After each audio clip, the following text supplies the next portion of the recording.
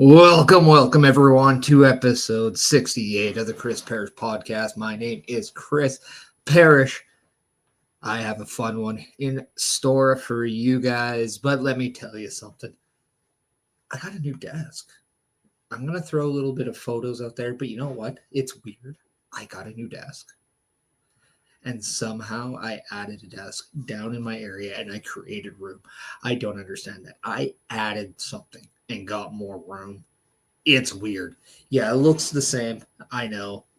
About where I am filming and like recording is pretty much the same location as where I was before, but it's a little different of a setup. I'll take you through it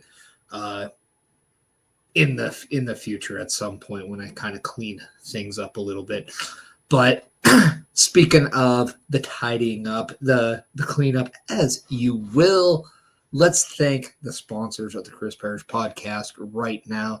Let's thank Turnbuckle Studios. That's right. When you see that beautiful new Turnbuckle Studios logo, go check out Turnbuckle Studios. Not only are they the home of Turnbuckle Talk, among other shows, they are also the creators of the Turnbuckle Affiliation Program. That's right. At affiliationprogram.my.canva.site.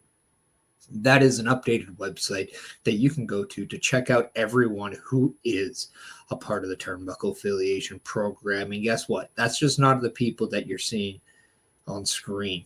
That also could be you one day. So if you want an introduction to content creation and podcasting through, to be a part of our team, to go through how we do everything, then that's a great way for you to do that as well. Also, if you want to collab with anybody a part of the Turnbuckle Affiliation Program, it's an easier way just to get a hold of everyone. Not only do you get a little bit of a bio of every person who is a part of it, but you also get to learn a little bit more about them. And it's just a great way to kind of start off. So hopefully one day we can look forward to seeing you as a part of the Turnbuckle Affiliation Program. And then obviously I can't thank beercadewhyte enough. You can check them out on X at beercadewhyte, beercadewhyte on Instagram, as well as beercadewhyte on Facebook. If you're in the Edmonton area and you want to go check out a good spot just to have some drinks or eat some delicious food, go check 10544 82nd Ave. You have a chance to play some games. You have a chance to see some free wrestling shows whenever they do some of the PLEs or pay-per-views, depending if you're a WWE or AEW fan. I know they just showed AEW Revolution last week. The next WWE PLE they'll be showing, obviously, is WrestleMania Night 1 and Night 2. So if you want to sit at the same table as me, just hit me up, because I'm going to be there and I'm going to have a table set up. So if you want to join me, hit me up and we can work we can work things out. It's going to be a fun time and it's going to be a blast. So go check out beercadewhyte if you're in the local area. On tap for today. It's going to be a fun one. But first, happy 316 day to everyone. In the words of Steve Austin, oh, hell yeah. Obviously, if you know pro wrestling, you know who Stone Cold Steve Austin is. But let's be honest. Anybody else hear glass shatter in the back of their head? They're just not going, da-na, da-na, da-na, da-na, da-na. I know I do. It's just, a force of habit now. You kind of just do it. If you know, you know. If you're a wrestling fan, that's just what you do. We're not normal. We are who we are. Just, it is what it is, people. What a week we had in the WWE, though, eh? We saw teaser videos on SmackDown. Teaser videos for a possible Rey Fenix and Aliester Black, Malaki Black. What are we going to call him? It's surreal that we're seeing kind of this dilemma already. It's, are we going to call him what he used to be called in WWE, which was Aliester Black? Could he go back to being Tommy End, something he was prior to signing with WWE in the first place? Or does he use his name that he used in AEW in Malaki Black? We've seen very different alliterations or examples. We saw All Ego Ethan Page come in, and he kept every part of his name. We saw Ricky Starks join WWE and then became Ricky Saints. So we see transition. But we also saw Shawn Spears come in, and he kept Shawn Spears the name. He did not go back to Ty Dillinger. So it begs the question, if that one smoke video with the number 4 is Aliester / Malaki Black, what name will he go under? I don't know about you guys, but all I hope is he goes back to his original Aliester Black theme, because that was a banger. I mean, come on. The one that he debuted with, that was just so good. Especially like if you guys remember the takeover when he came out in Code Orange. I think it was Code Orange with the singer from Rev Theory played him out, and he walked through them during his entrance. Oh, that was so good. One of my actual favorite entrances, just because it was so cool to see like the musicians just rock out and try to like be a part of the entrance in a way. Like they didn't interfere, but they were aware of the presence of Aliester Black. But Aliester Black almost gave off that he had no idea there was a band playing. He didn't even seem to act like there was one, and it just had this aura that was just surreal. So I really enjoyed that. So go back and check that out. I might even just, if I can find it on the socials, put it out there for you. But he did have the number 4. And what I thought was very intriguing about this was the last time we saw him in WWE, he was reading from a book and almost like chapter styles. And the last one he had was on May 21. And this was, I believe, 2021, the year. And we all know on June 2nd of that year, he was released from WWE. But on May 21, he had chapter 3. I think it was called Lessons. So I thought it was very intriguing that he had chapter 3 there. And that was essentially the last thing he did. So when we saw 4, my mind immediately thought, okay, well, maybe this is a continuation of what we're seeing. Maybe that is just him going back to what he was doing and, having that fluid, I don't know. But all I do know is that Aliester Black seems to be coming back. Malaki Black, whatever you want to call him. I'm going to call him Aliester Black just for the sake of, whenever he does come back, and if he's different, but I mean, I personally do like the name Aliester Black. I like the name Malaki Black too, but let's just go Aliester Black for the time being. But what if the number 4 also represents a new stable that he has? And that's something I think is like very cool to see. If he was to bring out like his own group. And something that I'm going to have on tap next week, which working title with me, people. It's episode 69. We all know the hidden message in there. It's just, I'm trying not to go that route, but, the immaturity in me, pops out from time to time. But anyway, one of the things I'm going to do next week is I'm going to list 10 creative ideas I would do if I was in a place of creative for WWE. So, yeah. And one will involve Aliester Black. So that is a little bit of a teaser for everyone. We all know that this week I'm going to book the mixed match challenge if it was to return. So that's going to be a lot of fun. But right now, we're talking the possible return of Aliester Black, and then also the potential debut of Rey Fenix. And it is widely speculated and rumored that when Rey Fenix does appear on WWE television for the first time, the expectation is him and Penta will be reuniting as a tag team. Now, we do know them as the Lucha Bros from AEW. Whether or not they are going to continue as the Lucha Bros in WWE remains to be seen. But they may even get a new name. They even may get a new tag name, I mean. But it's going to be very intriguing just to see where they're put out. I would love to see them. No joke. I would love to see them in a tag team title match at WrestleMania and just absolutely blow open the new era of tag team wrestling in WWE, because you can look at it on one side on SmackDown and say, holy cow, like this division is cooking when you see the teams of Pretty Deadly, DIY, Street Profits, who we will get to, Motor City Machine Guns, Los Garza, and that's not even naming all of them. They got a good, deep division there that's very active. Then you go on Raw, and it seemed like for a while, it's just whoever had the titles didn't defend them very often.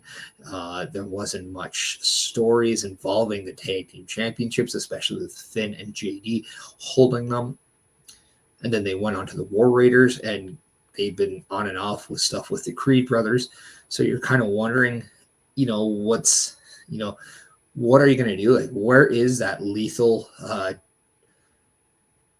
just injection of excitement for that tag division? And I think Penta and Rey Fenix very well could be that injection. So I don't know. It remains to be seen. I'm very much hoping that that's what we're going to get. And then also, how fun would it be if, the Creed brothers are the team that ends up defeating the War Raiders for the tag titles. And then you have, the Luchadors coming after them. And with all that, with Chad Gable and his quest to beat the Luchadors, with him becoming an American luchador, or that's what it feels like they're going with on Raw. I think it all ties in pretty well. But again, remains to be seen, because we all know the draft coming in after WrestleMania can completely shake things up, and just anytime we think we're going down this road, that draft comes in and they change the pavement, and now we're heading a completely different path. So remains to be seen. But yes, Rey Fenix and Aliester Black appear to be just weeks away from being back on, or now on, WWE television. And I think that's a wonderful thing. Now, staying with SmackDown, Street Profits defeat DIY and become the new tag team champions in what was a fantastic match. Now, SmackDown was in Brussels, Spain. Or sorry, Barcelona, Spain. Don't know why. They're in Brussels this coming week. But so you knew WWE was going to do something big in Spain. I didn't know they were going to go that big. 2 straight weeks now, SmackDown has crowned a new champion in the main event. Let's talk about how much Raw and SmackDown as of late are now can't miss TV, because you are seeing something that's worth your while.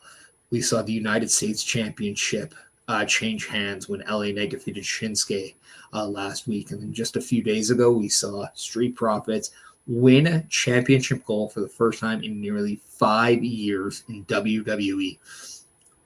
That's a long time.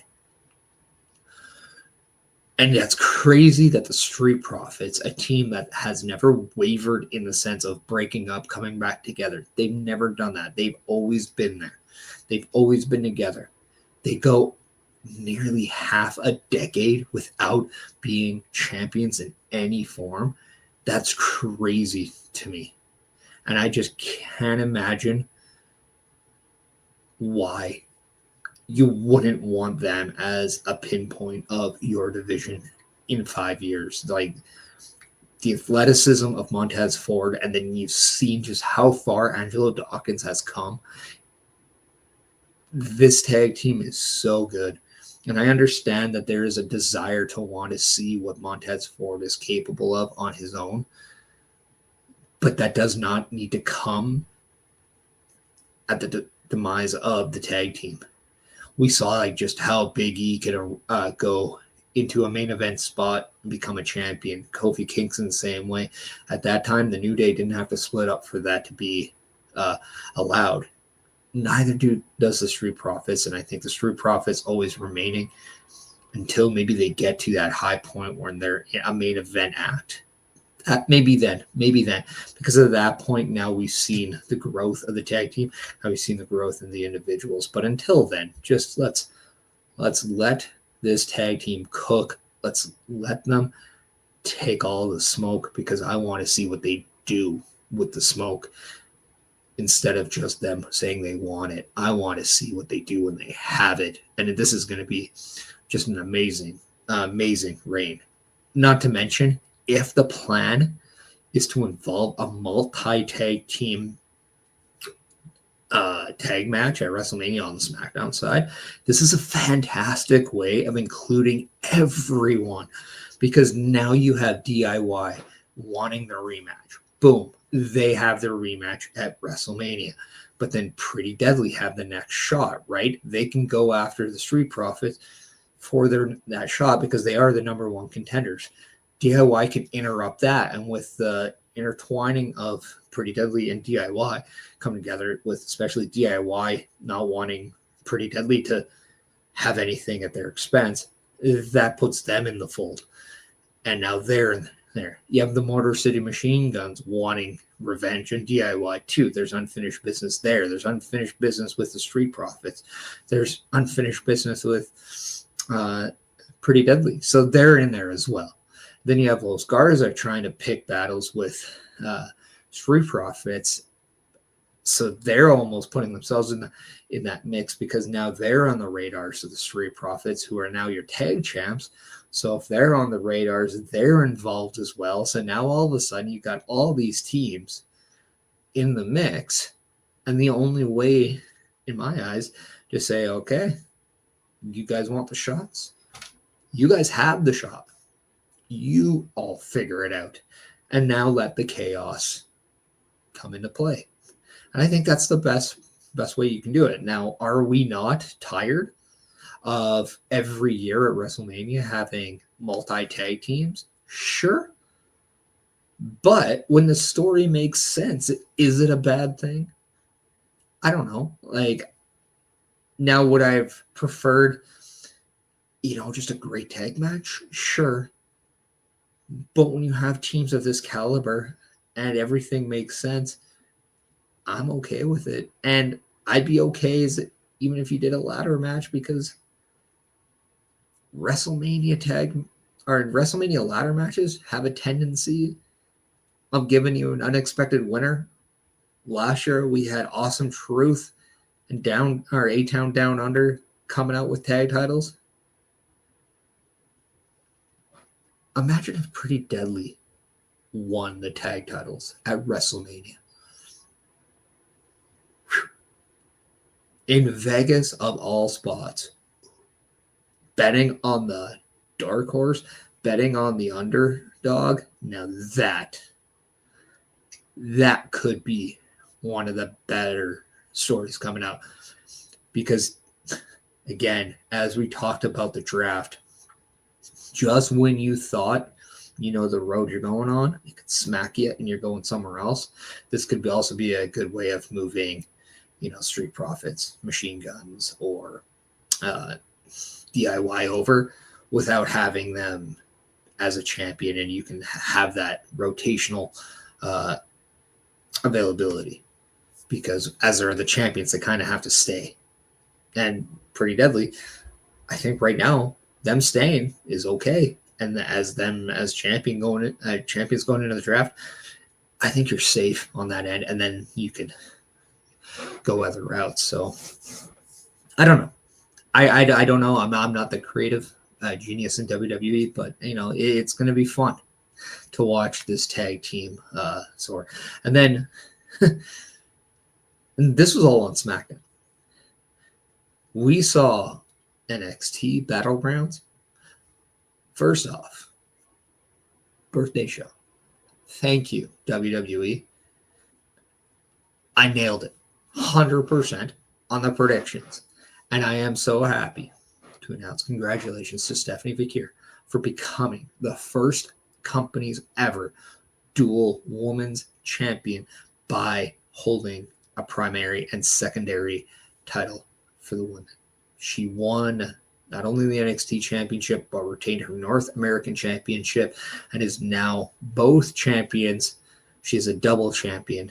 She is the true face of NXT on the women's side now, and I cannot wait to see not just the rematch between her and Julia at some point. We know it's going to happen, but now we're going in towards waters where it's Stephanie Victor against possible Jordan Grace, possible matches going up against, like, say, JC Jane or Jasmine Nix or anybody from Fatal Influence, Zarya, Sol Ruka. We have Jada Parker, Cora Jade. Everyone.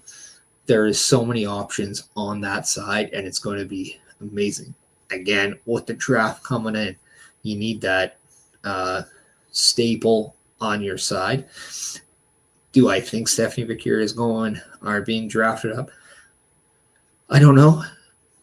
But what I do know is that she is a perfect staple to be the face of a division on NXT for the women. And I think this is fantastic. I'm now curious as if she's going to defend both titles at Stand and Deliver. I kind of hope so. I wouldn't be upset with her opening the show up with a North American Championship match and then later competing for the NXT title. It would be a good way to have them take the titles off her if that's the plan. And you don't really think she's coming out worse for wear because it's not easy having to defend 2 championships in one night. So I know you have to sympathize if that's the case. But yeah. And then we had Hope of Femi defeat Moose for the NXT championships, and we saw the Hardys defend their TNA tag titles against Frazier in a great tag match there. So just a mind-blowing. And then to cap it off, how crazy was Ethan Page versus Javion Evans? Javion Evans, he popped off in that match. That was, in my eyes, his breakout performance in NXT. I think this feud with Ethan Page has really brought out a different side of him. And I think Ethan Page, what a performance from Ethan Page. And I just think, man, this is such a good acquisition for WWE. Who would have thought WWE bringing in Ethan Page would turn out to be such a valuable decision, because it doesn't matter where you can slot him. You slot him in the main event, boom, he can win your championship, and he's a great representation of your brand. He's a great heel to be there. Oh, you need him to elevate a young star like Javion Evans? Cool. Look what he's doing right now. Just making Javion Evans look like $1 million. And this is not saying Javion Evans didn't have that potential. He does. He sure does. The guy is super crazy, but sometimes you need that right person to help you go from one aspect of the business to another. And Ethan Page is doing that in full stride. Such a good hand, a great performer. It just really shows you how in tune WWE really is when they're bringing in people, especially like the Triple H's, the Shawn Michaels, Nick Khan's, and William Regal's, all those people who are, even Paul Heyman, like anybody who's a creative mind who has a vision of okay, this is what we have, but this is what we maybe need. I mean, We talk about general managers for professional sports. They're general managing the living crap out of their roster right now, if you ask me. And then we go to Raw. We had a steel cage match between CM Punk and Seth Rollins. And just when you thought we're going to get the tip of the iceberg, we get the tribal chief interjecting, helping Seth Rollins win the match by pulling him out of the cage. Only, and you know CM Punk is not happy with this, because even if he didn't win, I'm sure he'd rather have lost straight up to Seth Rollins than lose because Roman Reigns got involved. So now you have to think, is there something with CM Punk and Roman Reigns? You have to now know that there is a heated part to Roman Reigns and Seth Rollins, because obviously Roman Reigns needed to get some payback for what Seth did to him at the Rumble. Absolutely beat the tar out of him, curb stomped him on steps, people. Not nice, but it's crazy. It's, they're setting up that triple threat match at WrestleMania. It's going to be, I don't think it's what people initially wanted, but I'm open to seeing where it goes. Who's coming out on top in this one? That's what I'm like really unsure with, because Punk needs a win. Roman needs a win. Rollins needs a win. But then in the same counter, can they afford to lose right now? That to me is the big question. Who does get that win, but more importantly, who takes that loss? So it's going to be very intriguing to see kind of how they go with that match. And we have just over a month of build for this, so it's going to be a lot of fun to see. And then earlier in the night, we got an inclusion of Rhea Ripley in a segment between Bianca Belair and Io Sky. So after last week, where we saw, again, this is why television shows matter, we saw Io Sky defeat Rhea Ripley to become the new women's champion. Now, Rhea Ripley interjects herself because she doesn't like the fact that Bianca got involved in any fashion in that match. Didn't understand why. She's saying, oh, I'm not getting involved in your drama over on SmackDown where your own friends are attacking each other. All that stuff. Saying the things that, can get in your head. But it now looks like they're leading up for a triple threat, because when Rhea was going on to Bianca, she pie faced Io. When Bianca was trying to defend herself, she pie faces Io to the point where Io just snaps and takes them both out and says, I'm the champion, don't forget about me, and I'll put you both in your place. So, and then Chris Best coming in saying, to me, Io was the star in that promo. And that's one way to look at it. The way I'm looking at it is it's a great way to...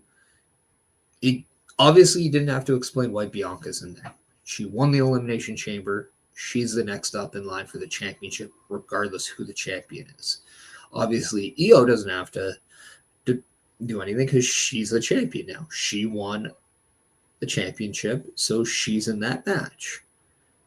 How did you bring Rhea into it? And I think that's kind of the dynamic you now have to look at it. Okay, you have to bring in the tension between her and Bianca, but then you have to get Io to almost want Rhea back in. The whole, I want a rematch, I don't like you kind of a thing. That can be done, but there's more layers that need to be put on there, and I think they did. They had both Rhea and Bianca disrespect Io to the point where Io says no. So, I don't know. Again, do I like this? I mean, The irony is last year I wanted Rhea versus Bianca. This year I wanted Rhea versus Io. It's very weird that instead of getting those singles matches, I'm getting, as a fan, I'm getting a collection. I'm just getting all that put together this year. So I'll let them decide whether or not I like it or not, because I don't know. Again, we have a month of build before we get to WrestleMania, so it's really just too early for me to say I don't like it or I do like it, because again, in a month's time, I might feel completely different about the whole thing. Now, that's kind of been the week of WWE. It's been crazy. It's been chaotic.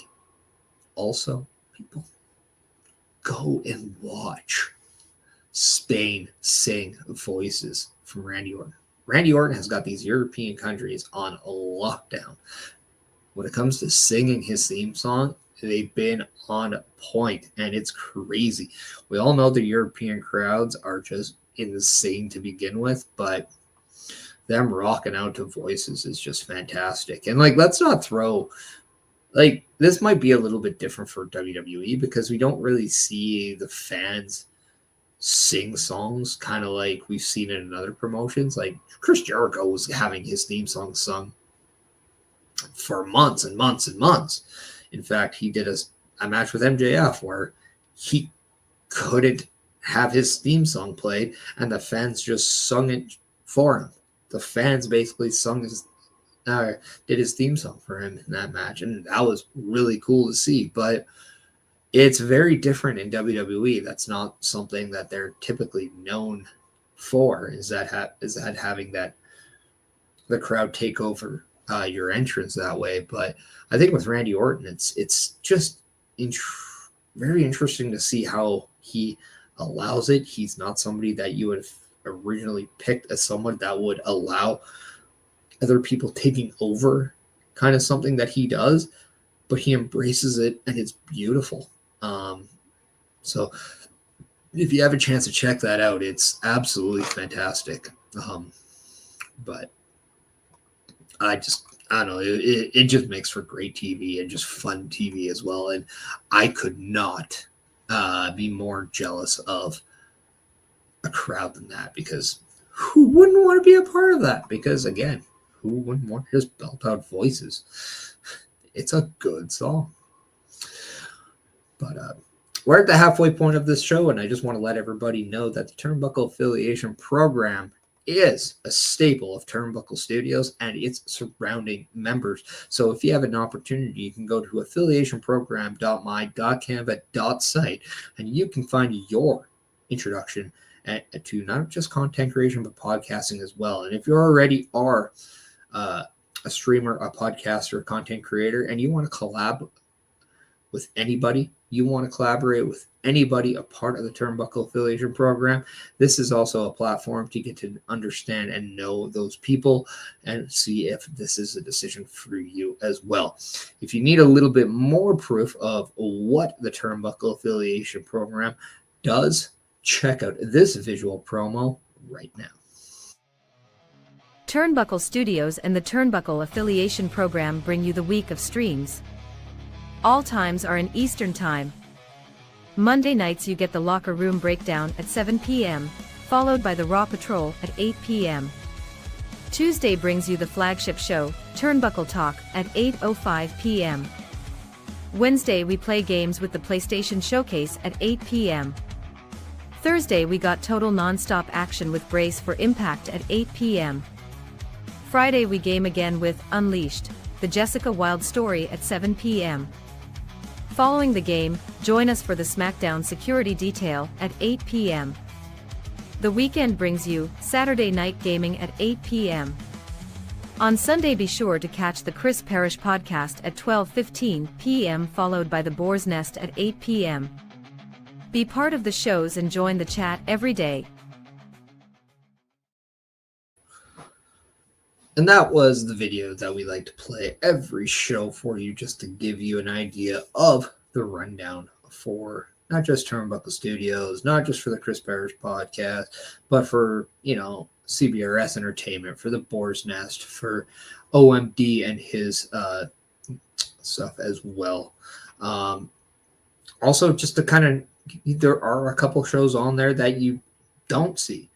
And that is the PLE Patrols, where every time there is a premium live event or a pay-per-view from either AEW or even TNA, the group will come together to do a watch-along for those shows as well, just like it's done for both Monday Night Raw and Friday Night SmackDown. And then one that you kind of are unaware of, but there's just other shows. Like sometimes Bubba Duke will do a just kind of a come together show as well. Just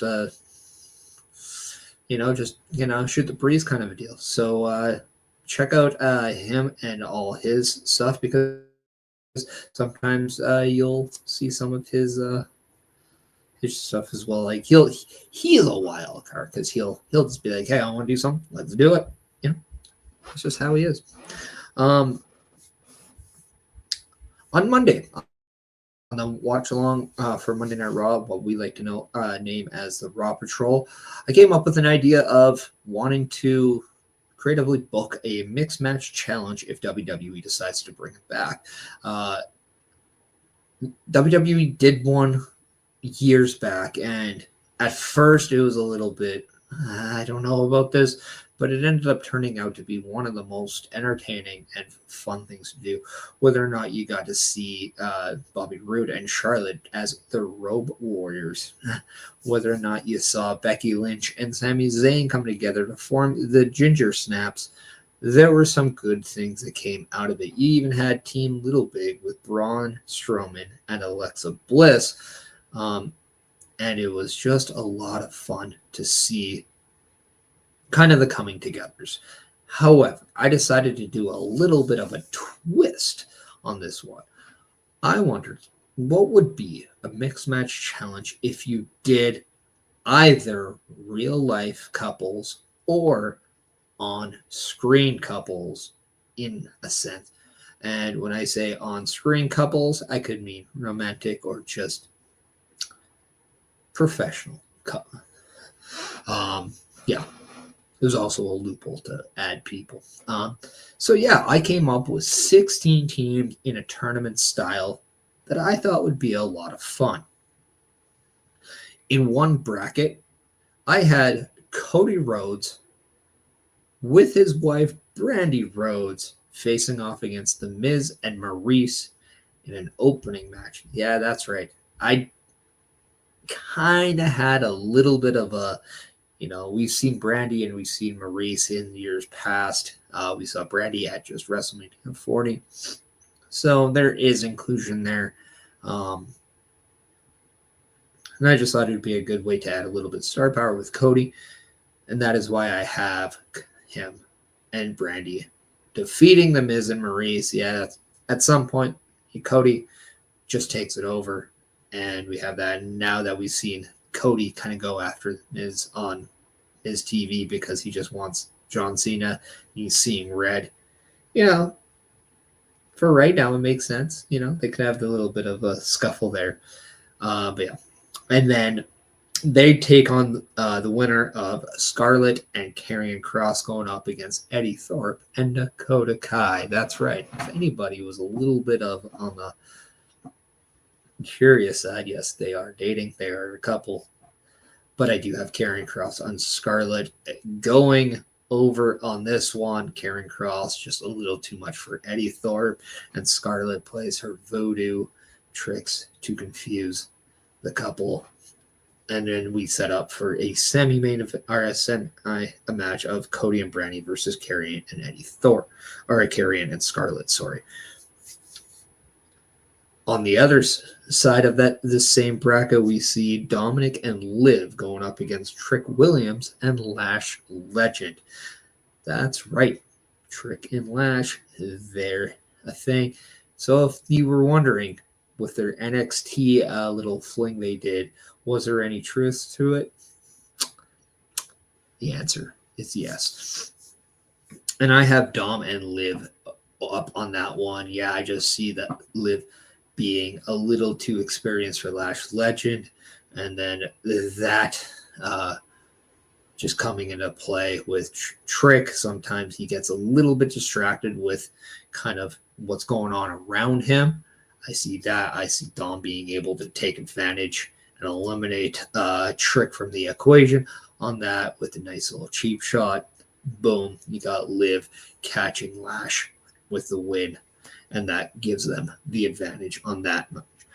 On the counterpart to see who they will be facing, I have Aliester Black with his wife Zelina Vega. I figured we saw the promo, we saw the vignette, it's fair game. And they're going up against the real life married couple of Eric from the War Raiders and Valhalla, who I think would be a fun pairing to watch, especially they're kind of giving off that little dynamic in this tournament. I think it's fun. I think it would be great. However, I do have the dark magic coming out with Aliester Black and Zelina Vega, as I do think Aliester Black, kind of kicks off this tournament with a win over Eric. So I would have Aliester Black, Zelina Vega going up against Dom and Liv. So that is my final 4 in that top bracket.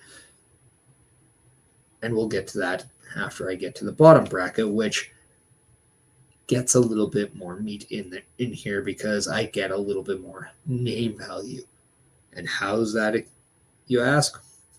Well, how about this match where you got Ludwig Kaiser with his girlfriend Tiffany Stratton? That's right. They pretty much, it's no secret that they are an item, but they take on, I think, the top couple in WWE that's active, Seth Rollins and Becky Lynch. And I think it would be a fun dynamic to see Tiffany Stratton going up against Becky. I think it'd be fun to see Ludwig Kaiser being a heel to Seth Rollins. I think that would be a fun match just in both realms of the situation here. But I do have Becky and Tiffany almost canceling each other out. This leaves you to Ludwig going up against Seth. Seth just is too experienced. The guy is a future Hall of Famer for a reason. He gets the 1, 2, 3, and him and his wife move on. They take on the winner of this matchup, Johnny Gargano and Candice LeRae, the Speed champion, might I add, as they go up against, now this is a fun one, with the partnership of TNA, with the open-ended working relationship kind of other people. Her inclusion in the LFG series. Mickey James, I believe, is available for this. Her husband happens to be Nick Aldis. He has said he wouldn't mind lacing up the boots again. Well, how about a mixed match challenge tag match with your wife against Johnny Wrestling and Johnny Wife Wrestling? So yeah, Nick Aldis, Mickey James I have, and I think this is a fun match. One, Candice LeRae and Mickey James, I think, is a great dynamic. I think that would be a fun thing. We've seen them, I believe, on the Indies before, and we've seen Nick Aldis and Johnny Gargano, I believe, before, but I think this is a great way to showcase Nick Aldis to the WWE audience. He gets the win over Johnny Gargano, and Nick Aldis and Mickey James move on to take on Seth Rollins and Becky Lynch. That's right. When I say I get brought up the heavy hitters, I did. Now, on the other side, I have the Terror Twins, Damian Priest and Rhea Ripley, taking on the married couple of Montez Ford and Bianca Belair. And I think this will be the match of the tournament. And that is right. How can you not? You got Montez Ford flying around. You got Damian Priest dropping people from height. You got Rhea Ripley absolutely going crazy. And then you got the strength of Bianca Belair. Every dynamic to a fun match is in this match right here. So I have that. But it ends up being a coming out show to Montez Ford, who just when you think you saw the riptide of Rhea off the top on Bianca, but what we don't see, blind tag of Montez Ford jumping over all of them and landing on Damian Priest with the 1, 2, 3. How he gets there, you'd have to watch the match. I can't tell you everything. But I got Montez Ford and Bianca Belair advancing. And they take on the team of Jimmy Uso with his wife Naomi, who take on the couple, the NXT couple of Nathan Frazier and Thea Hale. I think this would be a fun one. Not only would you have some antics on this one, but you'd also have a very competitive, fast-paced match, especially with Jimmy Uso and Nathan Frazier. They're almost like pinball. They'd just be going back and forth, back and forth, back and forth, while we see Naomi and Thea Hale kind of just, I think, shock you with just how good they both are on a technical stage. And I think this is the time where we see Naomi's dark edge kind of go over a little bit as she picks up the win and advances her team as she defeats Thea Hale. And we see Jimmy and Naomi take on Montez and Bianca in there. So your final 4 teams or your final 8 here, your final semis are Cody and Brandy versus Karrion and Scarlett. Dom and Liv taking on Aliester Black and Zelina Vega. Then Seth Rollins and Becky Lynch taking on Nick Aldis and Mickie James, with Montez Ford and Bianca going up against Jimmy Uso and Naomi. Now from the top bracket, I got Cody and Brandy defeating Karrion and Scarlett. I kind of see Brandy not kind of really standing and tolerating the crap that Scarlett's doing. You know, Scarlett's trying to get inside the head. Brandy's too headstrong for this. She doesn't do it. So they cancel each other out. So this really comes down to Cody and Karrion Kross. And I think this is the time where you just see Cody get to that next level that he is capable of. And he ends up picking the win over Karrion Kross, advancing him and his wife to the finals of the top bracket. This match then, as they go on to that finals of that top bracket here, they're looking on. We got Dom and Liv taking on Aliester Black and Zelina Vega, which I think would be just a very, very fun match here. Obviously, we see Dom and Alister. They would kind of just start this match. We know that Aliester Black is going to get the ups on Dom. He has that, just precision on his strikes that just infuriate Dom. He takes out to Liv, who has kind of that mental edge, that experience, and then just that intuition over Zelina Vega that really over time starts to infuriate Zelina Vega to the point where she gets just too emotional on herself in this match, to where this leads to Aliester Black trying to get her. That again, this is where Dom takes that opportunity to get in a cheap shot on Aliester Black, opening the door for Liv to take advantage of a weakened mind. Zelina Vega in this match picks up the win, moves on to the finals as Dom and Liv go up against Cody and Brandy in the finals of the top 8 bracket. Then we have Seth Rollins and Becky Lynch going up against Nick Aldis and Mickie James. This match is going to be just a classic because, one, Becky Lynch versus Mickie James. Yes, please. This is a WrestleMania main event worthy match right here. But so is Seth Rollins versus Nick Aldis. And this is just an absolute banger of a match, putting everybody on notice of just how good all 4 really are. But ultimately, we got the activity of Seth Rollins just being a little too much for Nick Aldis, who's just been out of the game for a little too long, but puts up a great performance. But this isn't where the finish is, people. No. We all think that. But we actually see Mickie James saving her husband last second from a stomp, getting herself in this match. Becky Lynch then surprising her with the 1, 2, 3, leaving the married couple stunned. but an absolute classic of a tag match. And trust me, this is one you wouldn't want to miss. But Seth Rollins, Becky Lynch moving on to the finals of the bottom bracket. Then we have Jimmy Uso and Naomi taking on Montez Ford and Bianca Belair. And this match is this is the one where Naomi and Bianca finally are in a ring for the first time. And let me tell you something, there is absolute drama going on between these two. And you just could not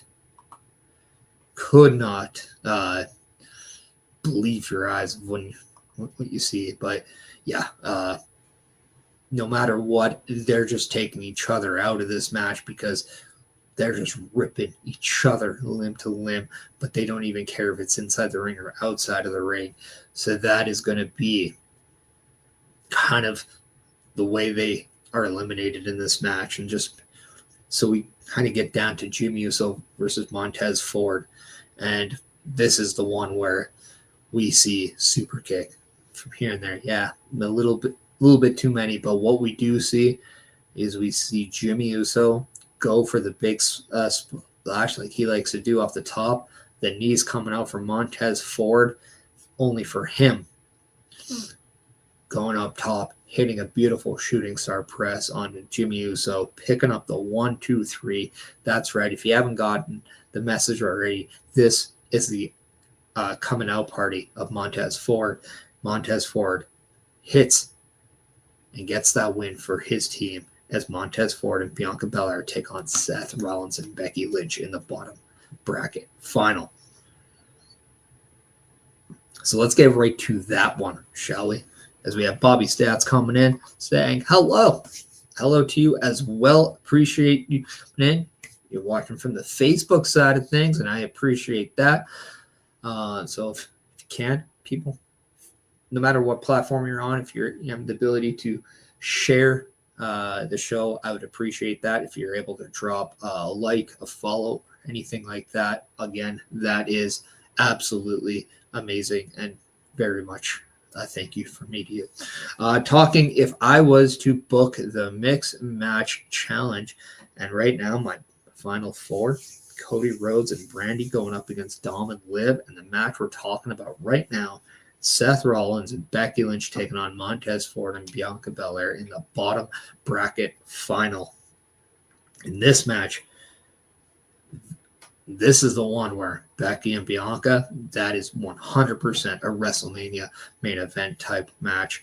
We got Seth and Montez, and let me tell you something, this is one where you blink, you don't know who's jumping off what, because we all know how crazy of an athlete Seth Rollins is.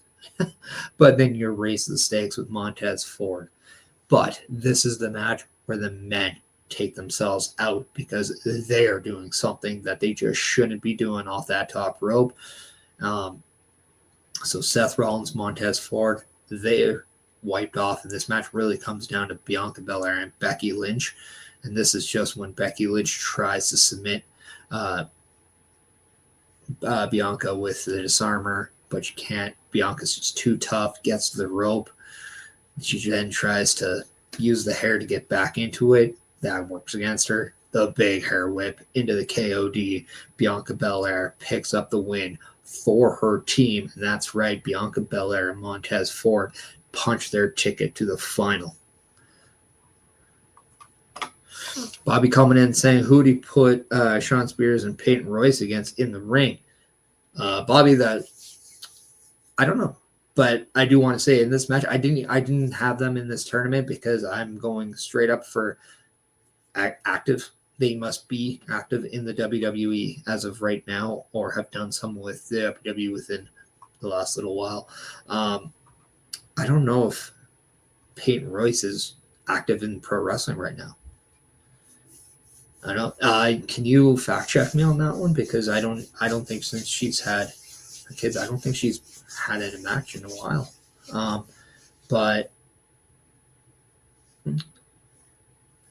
if I was to think Sean Spears, Peyton Royce, if I'm just doing I think I like Aliester Black and Zelina Vega. I really do. I kind of like that Sean Spears, Aliester Black vibe a little bit. And I think Peyton Royce and Zelina Vega could be interesting.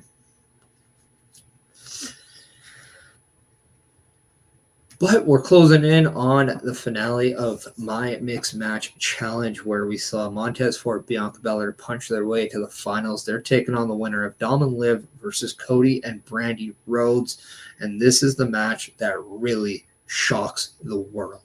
Why? Because Liv Morgan clearly is on a different level than Brandy Rhodes, and that is certain. So Cody Rhodes once again tries to do more for his team. He's been the reason why they won against Miz and Maurice. He's been the reason why they won over Karrion and Scarlett to get to this point. But what he is, and we all know he is the world champion. We all know just how much he has in his tank. But when he sees that Liv gets the emotional edge over Brandy Rhodes, and we see that Brandy Rhodes is in a potential way of getting truly hurt, we see that emotional side coming out of Cody. Yeah, that's right. Liv and Dom know how to play the game, and they know that the way to get through Cody is through Brandy. So when there's that possibility, Cody Rhodes takes his eye off the ball, and that allows Dominic Mysterio to shock the world and roll up the WWE champion and pin Cody Rhodes 1, 2, 3 to punch his way into the finals. And we see Dom and Liv take on Montez Ford and Bianca Belair in the final of my mixed match challenge. Bob coming in said, I like your mixed match tag team matches that you booked. Well, thank you. It was actually a lot more fun doing it than I thought it would be.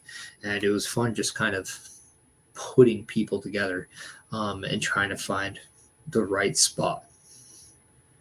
But that's right. I have a final of Dom and Liv versus Montez and Bianca. And this match, I just think, is going to be fun in so many ways, because on one side you have Bianca and Liv. That is a very, very top draw in itself. And then you have Montez Ford and Dominic Mysterio, two people that have yet to really break out on their own. But everybody knows they have the potential to do it. So who would get the up and up on that one? And I think that is the fun part here. And ultimately, I just have Montez Ford popping off, showcasing to everyone why he is one of the most promising talents in WWE, as he eventually picks up the win over Dominic Mysterio when Bianca Belair again whips the living crap out of Liv Morgan's back with her hair, to the point where even she does not want to get back into the ring. This allows Montez Ford to hit the highest frog splash on Dominic Mysterio, gets the 1, 2, 3, and your winners of my mixed match challenge are Bianca Belair and Montez Ford, and they are crowned the winners. And here's the caveat, because I like to make this thing mean something. They both get a world title opportunity at the next PLE. That's how I would book the mixed match challenge. Bobby coming in saying Dominic Mysterio versus Montez Ford would be interesting singles match too. Yeah, and that's exactly what I like out of this, is not only do you see this in a mixed tag team form, but then the possibilities of branching it out of the tournament and doing something on their own is right there. And it's just crazy. So Montez Ford and Bianca Belair win. And I think that's a fun little tournament. If you have your own mixed match challenge and you want to toss it my way, feel free to do so. I just think this is a great way just to have some fun and go through that fantasy GM mode a little bit, because who doesn't like to do that? But that pretty much does it for episode 68 of the Chris Parrish podcast. Once again, I just want to say thank you to everyone who took the time out of their Sunday to spend some time with me, whether I talked a little bit about pro wrestling or had some fun with a fantasy wrestling option like a mixed match challenge. Once again, though, I want to give a shout out to the sponsors of the Chris Parrish podcast. And if you see kind of on the right side, well, that's my logo. That's the side you want to look at, the right side. Yeah. Visually right side, I think. Yeah. But you want to see Turnbuckle Studios right there. They are the hosts and the creators of the Turnbuckle Affiliation Program. Once again, affiliationprogram.my.com, but .site, you want your introduction to content creation and podcasting, or you're looking to collaborate with all the people a part of that, this is the platform to do so. Please go check out everything as you get a description of who is a part of it and what they do. So that allows you to get a little bit more familiar with those people. And then also a shout out to beercadewhyte, located at 10544 82nd Ave in Edmonton, Alberta. You can check them out at Facebook at beercadewhyte. You can also check them out on the X at beercadewhyte and beercadewhyte as well on Instagram. And that is episode 68 of the Chris Parrish podcast. I want to say thank you, of course, during this free agency period. Go Saints. But the more important thing is I tell you guys, be you, be happy, be healthy, because at the end of the day, you matter. I will see you next week with episode 69.